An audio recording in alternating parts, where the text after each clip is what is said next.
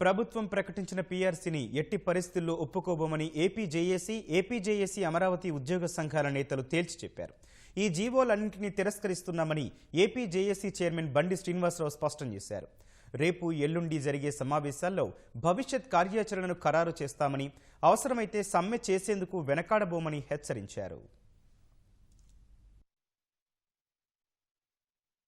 ఈ యొక్క పీఆర్సీని ఈ జీవోల మొత్తాన్ని కూడా నిర్ద్వందంగా మేము తిరస్కరిస్తున్నా.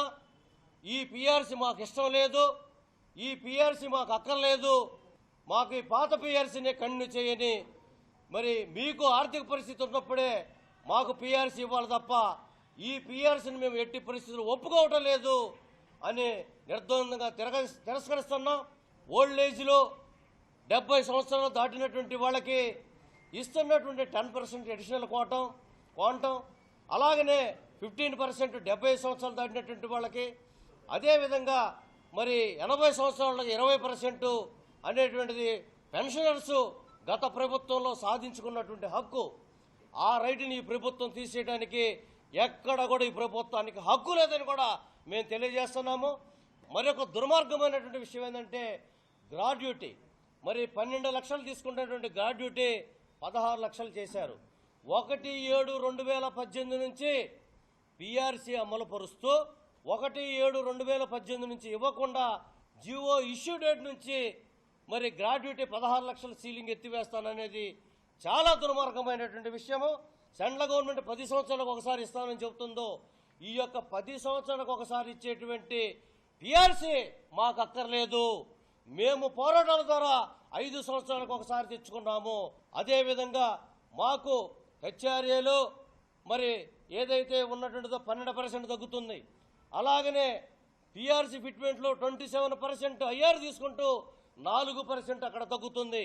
అంటే టోటల్గా 5 డిఏలు 6 డిఏలు పెంచినామని చెప్పి ఇస్తున్నటువంటి దాంట్లో నుంచి తగ్గించినటువంటి డబ్బులు హెచ్ఆర్ఏలో కోత 12%, పీఆర్సీలో ఉన్నటువంటి ఫిట్మెంట్లో ఐఆర్ కంటే తక్కువ 4% కోత. ఆ విధంగా ఇచ్చి మీకు ముఖ్యమంత్రి గారు 27% అడగకుండానే ఇచ్చాడు. మరి మీరు అడగకుండా డిమాండ్ చేశాడు కాబట్టి ఎక్కువ ఇచ్చినటువంటి డబ్బుల్ని మీ యొక్క డిఐఆర్ఎస్లో కట్ చేసుకుంటామని, మాకు లక్షల రూపాయలు రావాల్సిన మా డబ్బుల్ని కట్ చేసుకొని ఇవాళ మాకు 5-10 వేల రూపాయలు వచ్చేటువంటి ఏరియర్స్ని మీ జీపీఎఫ్లు వేస్తామనేది అత్యంత దుర్మార్గమైనటువంటి ఈ యొక్క ప్రభుత్వం ఎత్తుగడని మేము తీవ్రంగా ఖండిస్తున్నాం. దయచేసి ముఖ్యమంత్రి గారు జోక్యం చేసుకోవాలా. రేపు ఏపీ ఎన్జిఓ అసోసియేషన్ ఎగ్జిక్యూటివ్ సమావేశం ఏర్పాటు చేశాం.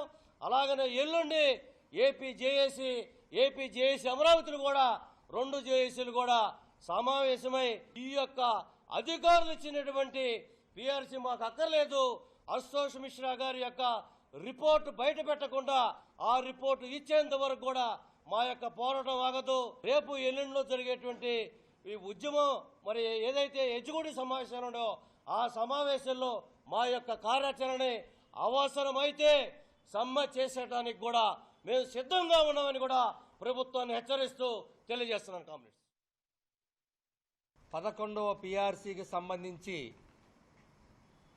అశాస్త్రీయంగా ఇవ్వబడినటువంటి జీవోలని ఇరు జేఏసీల పక్షాన తీవ్రంగా వ్యతిరేకిస్తున్నాం. నిన్నటి దినాన్ని ఉద్యోగులకి, ఉపాధ్యాయులకి, పెన్షనర్లకి ఒకటి చీకటి దినంగా కూడా మేము భావిస్తూ ఉన్నాం. ప్రధానమైనటువంటి 3 అంశాలు హెచ్ఆర్ఏ స్లాబులు కానివ్వండి, సిసిఏ విషయం కానివ్వండి, లేదా పెన్షన్లకు సంబంధించినటువంటి అదనపు పింఛను కానివ్వండి, వేటిల్లో కూడా ఎలాంటి చర్చ చేయకుండా ఈరోజు ఆ జీవోలని అధికారుల కమిటీ చెప్పినట్లుగా యథాతథంగా ఉత్తర్వులు ఇవ్వటం అనేది చాలా దుర్మార్గమైన విషయం. చరిత్రలో నాకు తెలిసి పీఆర్సీ నివేదిక ఇవ్వకుండా, అదేవిధంగా ఇస్తున్నటువంటి ఐఆర్ కన్నా తక్కువ ఫిట్మెంటు, గత ప్రభుత్వాలు ఇచ్చినటువంటి రాయితీలు రద్దు, ఇలాంటి భయంకరమైనటువంటి నిర్ణయాలు తీసుకున్నటువంటి చరిత్ర బహుశా ఈ ప్రభుత్వానికే దక్కిందేమో. ఇది ఒక రికార్డు వాళ్ళకి. గతంలో ఏ ప్రభుత్వాలు ఇలా చేసినటువంటి పరిస్థితి లేదు. గత ప్రభుత్వాల్లో సంపాదించుకున్నటువంటి రాయితీలు ఎత్తివేసే హక్కు మీకు ఎవరిచ్చారని చెప్పి మేము కోరుతా ఉన్నాం. గత ప్రభుత్వాల హయాల్లో మేము హెచ్ఆర్ఏని సిటీల వారీగా, జిల్లా హెడ్ క్వార్టర్ల వారీగా, మున్సిపాలిటీల వారీగా, మండలాల వారీగా సంపాదించుకుంటే మీరు దాన్ని తీసివేసి ఈరోజు కేంద్ర ప్రభుత్వం చెప్పిందని నిబంధనలు తీసుకొచ్చి దాని ప్రకారం మేము వర్తింపజేస్తున్నామంటున్నారు.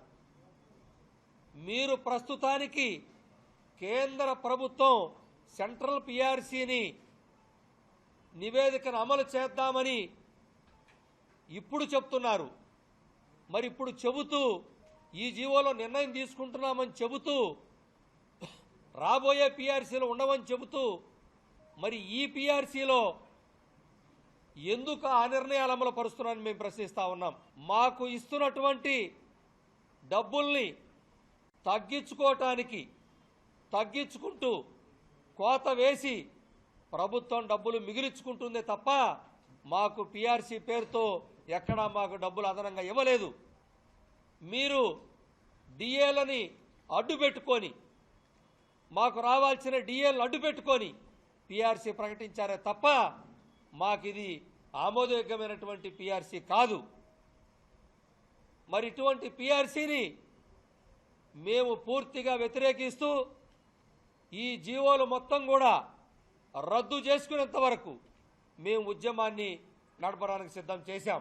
తెలంగాణకి, ఆంధ్రప్రదేశ్కి ఎక్కడా కూడా సంబంధం లేకుండా ఈరోజు పాత పిఆర్సీ ప్రకారం, అంటే గత ప్రభుత్వం 10వ పిఆర్సీ ఇచ్చిన దాని ప్రకారం మాకు 49,000 వస్తే ఒక సూపరింటెండెంట్ కేడర్ వ్యక్తికి ఈరోజు కొత్త పిఆర్సీలో 47,000 రూపాయలు వస్తాయి.